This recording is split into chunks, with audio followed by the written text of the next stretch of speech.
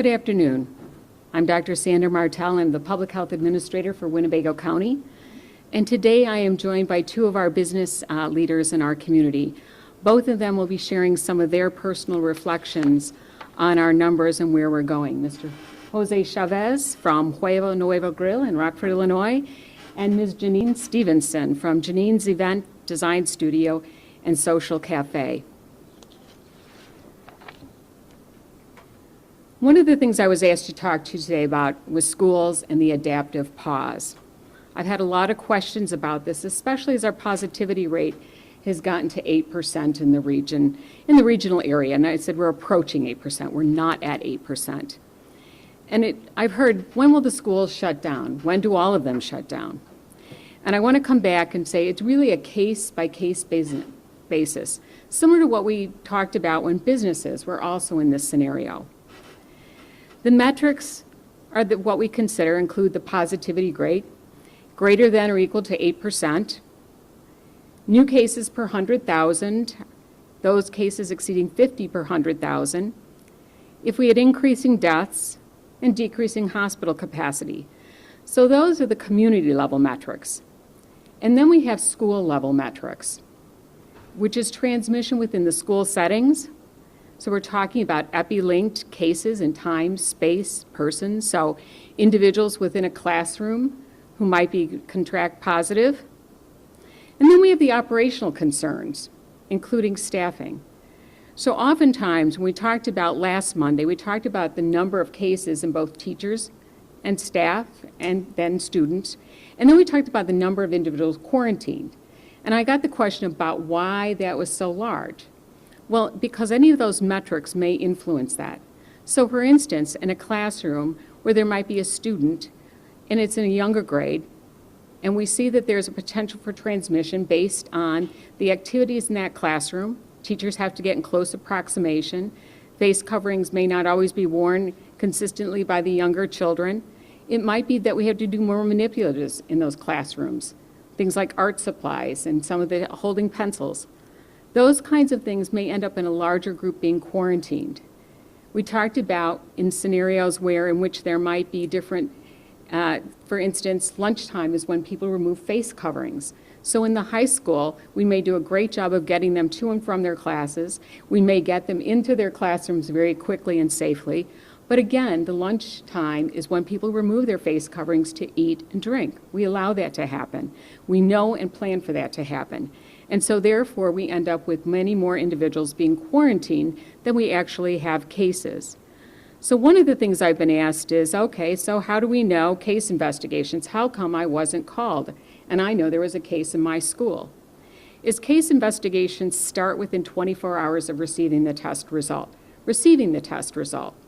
So I've explained this before in terms of lab reporting. The lab result comes in through us, through the state of Illinois, to the local health departments, and then we begin that case investigation.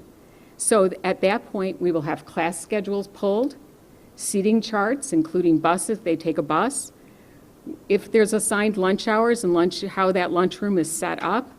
For younger children, we're looking at recess hours and what other classrooms are in at the recess time as that particular classroom. And then, of course, we also ask out-of-school activities. Whether it's an adult or a child, we ask about the out-of-school activities. So are they involved in organized sports? Are they, was there a social event in which family members from out of the area? Did an older age college student come home for the weekend? So again, it's part of the case investigation to identify who are the close contacts. And close contacts is defined as spending more than 15 minutes within 6 feet of space, with or without a face covering.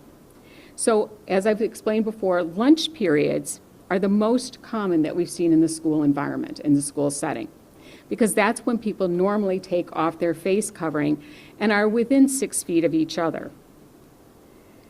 I've also been asked about confidentiality and privacy concerns. Why is it that a teacher may not know if there's a student in their classroom?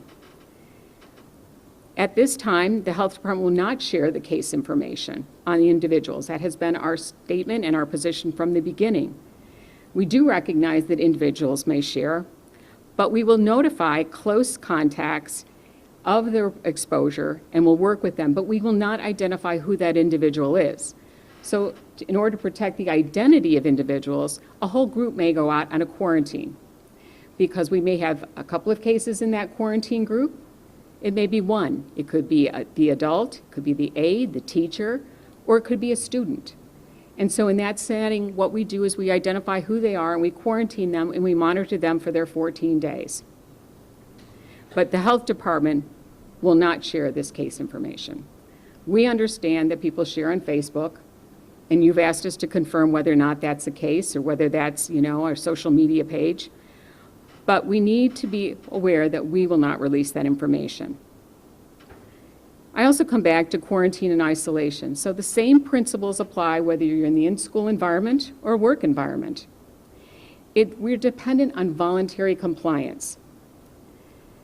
And when I say that is I don't want to have to issue an order, but if that's what needs to happen to keep people safe, that is what I will do. We ask people to voluntarily quarantine if they've been exposed and are a close contact. And we ask people to voluntarily isolate if they have signs and symptoms of COVID-19 or have been tested positive. And again, as we've talked about this, a civil society relies on voluntary compliance. But we will take the next steps if necessary. And we will also provide support to those individuals who need help to support them in quarantining or isolating. For instance, we know some of our families can't always separate from each other based on childcare responsibilities, based on housing, and we will work with them to do that. So when we come back to it in summary, I want to be clear that just because the community metric is approaching 8% does not mean that the school environments will be closed down and that all the children return to remote learning for an adaptive pause. We are using this very conscientiously. We're doing it appropriately to make sure that both students, staff, teachers, and the community are protected at the highest level, and that we are then promoting as much in-person learning as we can make clear for this year. We explained to everyone that we're going to be riding waves. We're going to be riding those waves of quarantine, where we're going to go for some adaptive pause for that particular classroom, and then back into their in-person session. But it is incumbent on all of us to do our part, both in the environment and outside the environment. Updates on the enforcement from last week, which is really the outside environment.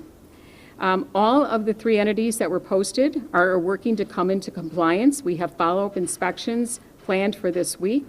Those were the 3, Berean Baptist School, CJ's Lounge, and Tony's of Winnebago.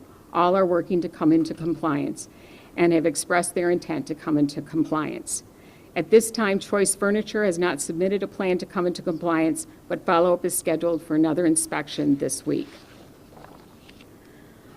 Over 20 complaints for businesses within the city of Rockford related to the executive order have been sent over for their code enforcement based on our memorandum of understanding for them to do the inspections on. And this becomes very important because it sets up the context for what we're going to be talking about. Last week at the end of the week, you heard that Region 1, of which Winnebago County is one of the 7 of the 8 counties, including Boone, Carroll, Joe Davies, Lee, Ogle, Stevenson, and Whiteside, and then Winnebago, that our regional metrics were bordering on that critical zone for COVID-19. And so it's in all of us to be incumbent to work toward this. We've got to work at keeping our exposures low, our intentional. Nobody exposes people intentionally, but we've got to be intentional about the exposures that we encounter. Over the last 3 days, there were 225 positive cases reported for Winnebago County. Our 7-day positivity rate is at 9%. Now, I know that when we talk about it's hard to think about that 9 per 100, but I think about it as we get closer to 10.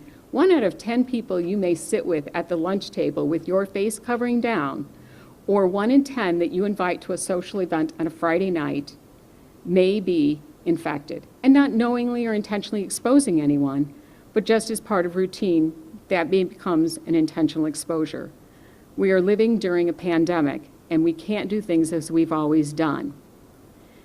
Winnebago has been in the critical zone for COVID-19 since August 31st. Our positivity rate has hovered around 8%, and we've had a case rate greater than 50 per 100,000. and we're actually approximating closer to 200 per 100,000. And so what that does when we trigger off as a region are the tiered mitigation strategies.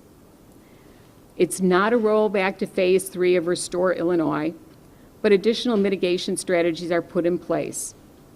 Include reduced operating hours for businesses, reducing capacity of both social as well as employment practices, indoor dining, a decrease in size of social gatherings.